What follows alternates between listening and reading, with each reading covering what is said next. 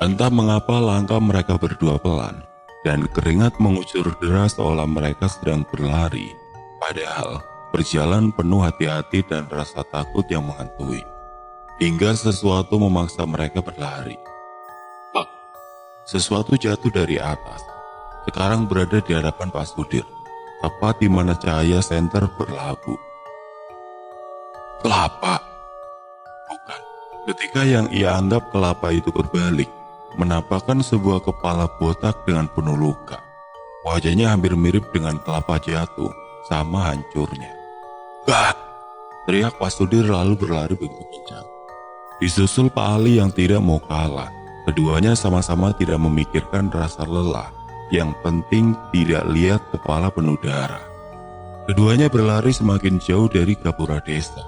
Pak Sudir dan Pak Ali berharap mati. Karena sesaat mereka berhenti, matanya menatap sesuatu yang menanti. Sosok yang tidak diundang datang. Wanita berwajah terbelah dua, dengan gaun putih panjang hingga menutupi kakinya yang sebenarnya tidak ada. Menyeringai penuh tanda tanya. Pak Sudir bergerak mundur, yang tidak sengaja menabrak Pak Ali. Berharap untuk lari ke belakang, malah terhalang oleh seutas tali yang melingkar, yang digunakan biasanya untuk bunuh diri, lengkap dengan kepalanya. Rasa ketakutan mulai menghantui. Tidak sadar Pak Sudir dan Pak Ali saling bergandeng tangan, menyalurkan masing-masing rasa takutnya, berharap menjadi sebuah kekuatan. Namun seakan kakinya terpaku pada tanah, bergerak sedikit pun terasa berat dan lelah. Akhirnya Pak Sudir menyerah. Ia terjatuh di tanah. Bersama rintik hujan yang turun, perlahan diikuti gema petir. Loh, badanku, batin Pak Ali, yang merasa seluruh tubuhnya lemas seketika. Pak Ali berusaha sekuat tenaga menahan tubuhnya yang hampir jatuh. Matanya berkedip berkali-kali, menahan sebuah rasa kantuk yang luar biasa, hingga ia menangkap sesuatu yang tidak biasa. Di depan sebuah pohon kelapa, ia melihat sosok bocah, berbaju putih tapi tidak bernoda. Di tangannya terdapat sebuah payung hitam, sedang mengamati Pak Ali dan Pak Sudir. Siapa bocah itu? Suara petir dan cahaya kilatnya berhasil membuat Pak Ali menyadari sesosok bocah itu sekarang. Karena bocah itu sudah berada di hadapannya, entah bagaimana caranya, yang Pak Ali yakin ia bukan seorang bocah biasa atau bukan manusia.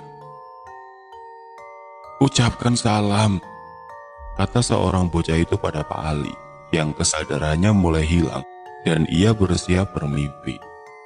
Sesuai keyakinan Pak Ali, ia mengucapkan salam. Assalamualaikum. Di sebuah rumah tua, rumah yang dibangun 100 meter dari gapura desa ini memiliki arsitektur Belanda. Mungkin memang bekas peninggalan Belanda. Cuma ini satu-satunya rumah yang menurut saya layak untuk dihuni, karena beberapa tembok yang masih kokoh, meski beberapa noda mendiami, serta beberapa tanaman yang menjalar ke seluruh tembok tersebut. Rumah ini begitu luas, namun saya meyakini bahwa rumah ini sudah berusia ratusan tahun. Di salah satu ruangan di dalam rumah tersebut ada Pak Sudir dan Pak Ali yang sedang pulas tertidur di ranjang kayu.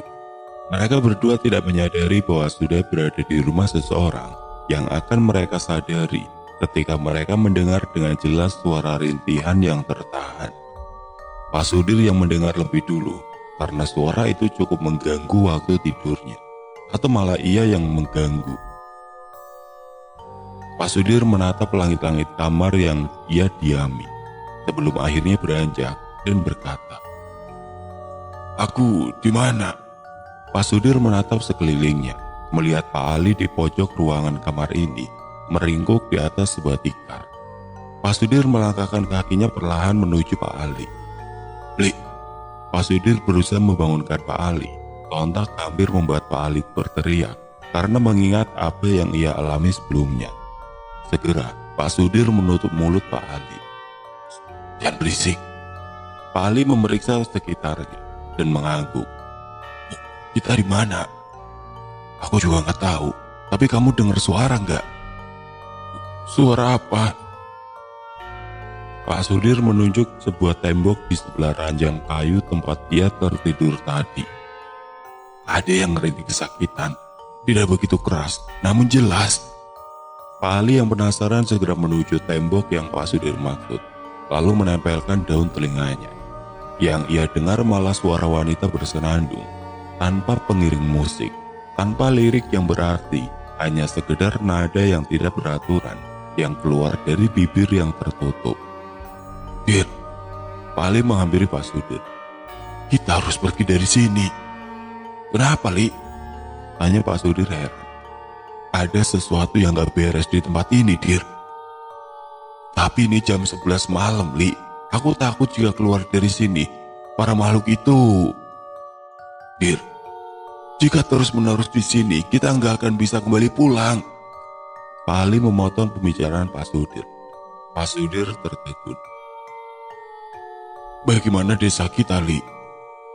Pak Ali mundur beberapa langkah hingga tubuhnya mengenai tembok lalu bersandar di sana. Wajah Pak Ali tertunduk lesu ketika mengingat kematian anaknya. Pak Sudir menghampiri Pak Ali, mencoba menenangkan Pak Ali agar tidak hanyut terlalu jauh dalam kesedihan. "Li, kita sudah jauh datang ke sini, menguras tenaga dan tabungan. Jika kita kembali ke desa, malah menambah duka. Mending mati di sini, meski penuh luka." Tepat ketika Pak Sudir mengatakan itu, pintu kamar tiba-tiba terbuka. Pak Sudir dan Pak Ali saling menatap, menunggu siapa yang akan datang menemui mereka. Mungkinkah malaikat maut mengamini perkataan Pak Sudir? Entahlah, karena mereka masih menunggu sesuatu di sana. Sebuah langkah yang begitu berat terdengar menggema di telinga keduanya. Seseorang mulai terlihat bertubuh tegap dan besar, berbaju hitam dan bersongkok hitam. Di tangannya memegang sebuah lampu petroma. "Kalian ditunggu di ruangan Ki Mahasura. Ia tidak suka menunggu lama," kata seseorang itu yang sudah pergi lebih dulu. Sebelum mengikuti seorang itu, Pak Sudir menelan ludahnya. "Apakah yang datang tadi manusia, Ali?" "Cepat!" teriak seorang itu. Pak Ali dan Pak Sudir bak anak kecil yang sedang diomeli sang guru. Mereka berdua berlari tanpa ragu menuju salah satu ruangan, dipandu oleh seseorang itu. Sampailah mereka di salah satu kamar yang berada di ruangan ini. "Masuklah," Pak Sudir dan Pak Ali mengangguk sebelum berjalan perlahan dan membuka pintu tersebut. "Permisi, kami ingin bertemu Ki Mahasura," ucap Pak Sudir yang melihat seorang bocah duduk di sebuah bangku. Bocah itu berwajah rupawan, berbaju putih rapi, lalu tersenyum, dan dua orang dewasa berbaju hitam keseluruhan sedang berdiri tegap di kedua sisinya. "Bocah ini," batin Pak Ali yang pernah melihat bocah tersebut. "Sopanlah pada yang lebih tua dari kalian," kata seseorang di samping bocah tersebut. Pak Sudir bingung setengah mati. Apa yang seseorang itu katakan? "Ir, yang kamu bilang bocah itu sepertinya dia Ki Mahasura," ucap Pak Ali yang sebenarnya tidak begitu yakin. "Benar, yang kalian sebut bocah ternyata ia lebih tua dari kalian dan sudah berumur 500 tahun dan satu-satunya yang hidup di sini." Penjelasan dari seseorang itu berhasil membuat Pak Ali dan Pak Sudir membungkukkan badannya seraya berkata, "Maafkan kami, Ki Mahasura." Tapi tunggu sebentar. Pak Sudir dan Pak Ali mulai mencerna kalimat terakhir dari seseorang itu. Satu-satunya yang hidup di sini. Pak Sudir dan Pak Ali segera memastikan, menaikkan tubuhnya kembali yang semula membungkuk. "Harusnya kita tetap membungkuk," sesal Pak Ali. Karena kedua orang yang berada di kedua sisi Ki Mahasura berubah menjadi sebuah pocong dengan kain kafan hitam, berwajah hitam legam dan bermata satu, itu pun hancur. Lalu menghilang seketika begitu saja, meninggalkan tawa yang menggema ke seluruh penjuru ruangan.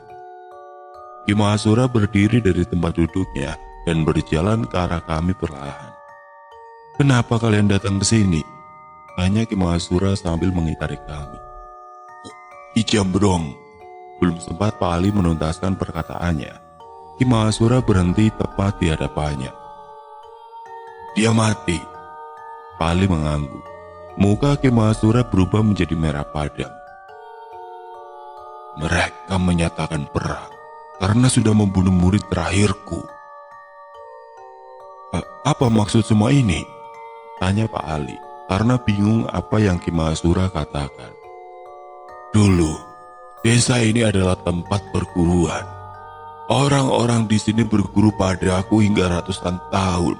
Namaku dan perguruan yang aku buat tersohor, hingga banyak orang-orang dari luar pulau datang ke sini hanya untuk berguru, mulai dari ilmu pelet, pesugihan, pengobatan, kebal, dan santet.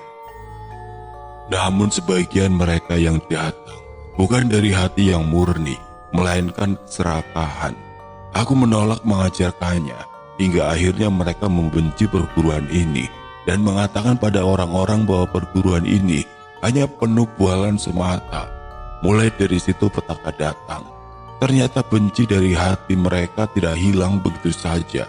Mereka mencari seorang guru yang mampu mengajari kesaktian, hingga mereka menemukan sebuah perguruan yang disebut Sewupati, dan gurunya bernama Rojo Wijoyo. Bak baskom kotor diisi oleh air yang keruh, maka hitamlah sudah. Ternyata Rojo Wijoyo memiliki hati yang kotor. Ia memang sudah sejak dulu ingin menghancurkan perguruan ini, tapi selalu gagal, karena dia iri terhadap perguruanku yang semakin lama, semakin masyhur. Puncaknya ketika ia sudah memiliki 1000 anak murid, ia melakukan hal yang seharusnya tidak dilakukan. Apa itu? Sewupati, 1000 Banaspati dikirim ke desa ini. Lalu, tanya Pak Sudir penasaran. Semua muridku mati, hanya Jambrong yang selamat hari itu. Mengapa hanya ia yang selamat? Jambrong bukan asli warga desa ini, dan kebetulan atau tidak, hari itu ia sedang tidak berada di desa ini. Kau membiarkan murid-muridku mati begitu saja? Tidak, jika ia menggunakan Sewupati, aku memakai ilmu santet tertinggi dengan kematian yang menyedihkan. Memang, sebelum mati, ia belum merasakan apapun. Tapi ketika ia sudah mati, tubuhnya masih merasakan sakit yang luar biasa, seperti dipukuli ribuan orang setiap detik, menit, dan hari.